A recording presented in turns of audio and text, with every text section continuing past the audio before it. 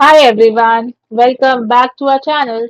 Today in this video, we are going to see how to fix HP Thunderbolt Docking Station not turning on or working, power adapter and firmware fix.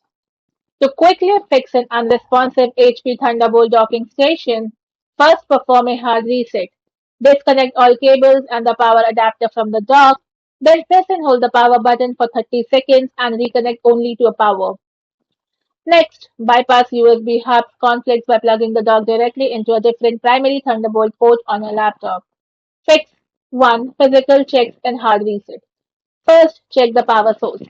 Ensure the dock's AC power adapter is securely plugged into both the dock and a working wall outlet. And if possible, test the wall outlet with another appliance. Next, disconnect peripherals. Unplug all the monitors, USB drivers, and Ethernet cables. A short-circuiting device or one drawing too much power can cause the dock's safety mechanisms to prevent it from turning on. Next, perform a power cycle. Unplug the dock from your laptop and remove the AC power adapter. Then press and hold the dock's power button for 30 seconds. And reconnect the power adapter and then the laptop.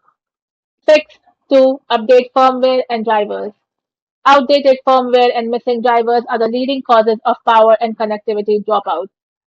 So download and install the latest firmware using the HP Support Assistant on your connected PC.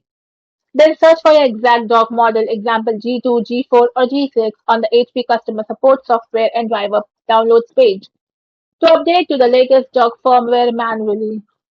Fix 3. Configure laptop BIOS and sleep states. Enter the BIOS, usually by pressing F10 upon starting your laptop.